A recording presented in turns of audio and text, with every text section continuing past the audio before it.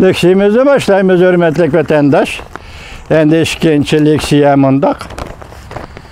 Jungo Hindistan Çislagı 2020 yıl 9. ayının 13. günü. Hepteki yekşembe. Jungo Hindistan çigrasıda Şülençiden tırnağıça kurallanğan askerler Türkişki başladı. Aralık 500 metrele kaldı. Bu haber 9. ayının 13. günü yeni tanlıkla torbeti ilan kılın. Haber mundak başlandı. Muşayaptının 4.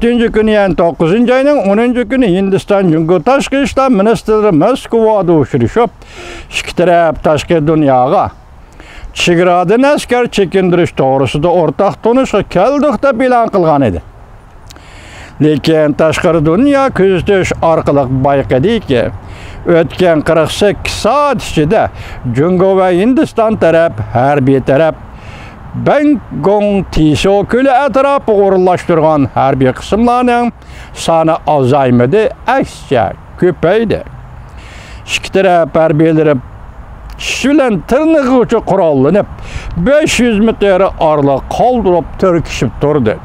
Jungo Stratejilik Tadqiqat Bilim Hazisi tadqiqatçısı Germaniya matbuatı mundaq görsetti. Jungo Hindistan çigra orışı partlamamdı degen mesele emas. Belki hazırki mesele kaçan partlaydı degen meseledir. Şu yer vakti 9. ayının 10. günü Jungo Taşkı İşler Ministerliğinin Ministeri Wang Yi ve Hindistan Taşkı İşler Ministerliğinin Ministeri Swaz Jaishankar Moskova'da sohbet ötküzdü. İki taraf Jungo Hindistan çigra krizisini keskin muhakeme kıldı. Sohbetten keyin Jungo Hindistan iki taraf ortak tonuş hasıl kılganlığını taşqara dünya ilan kıldı.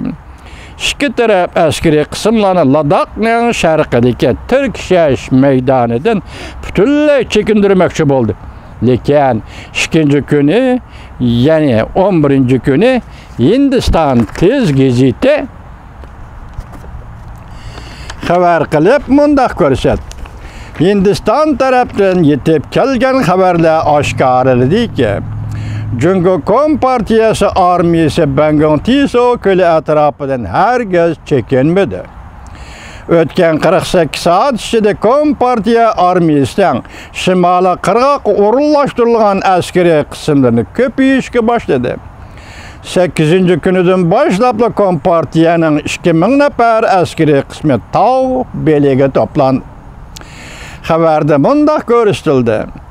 Çigrada növbette vaziyet intayin keskinleşip gitti. Kompartiya armiyasının hareketlerine takabül duruş üçün Hindistan armiyası burayın hem oxşaş sanda her bir kısım orullaştırdı. Türkçe turgan iki devlet armiyi ise çeş tırnıqıqıca kurallanğan. Aralık 500 metre karşı taraftan oq çıkırış dairesi de. Bu gazet mundaq haber kıldı. Növbeti Jungo armiyası körsetmelik dağ çoqısıdan 4 orunni egelledi. Hindistan armiyası bolsa onundan köp egizlikni egelledi. Hindistan taraf mundaq tahlil kıldı. Jungo Kompartiyası armiyası ilgirki en çokum Hindistan armiyasıga hücum kılıdı. Beijing taraftan aytqanda növbeti xalqara muhit Jungoga paydasiz. Uraş partlagan aman orışta galba kılamdı kılmamdı. Jungo'nun stratejilik muhiti tarayıp ketidi. Agar orışta galba kılalmasa akıbat intayin açık buludu. Makalada mundaq görüstül. Hazır iki taraftan aldınqı sep askerleri intayin keskin ciddilik içinde tirkişip duruvatıdı. Miltiqni oq çıkıp ketmeydi digili bolmaydı. Kösünü tirkişip durgan harbiy işler vaziyeti de bir uçqon çıkıp da kesse vaxtida uraş derhal partlaşı mümkün.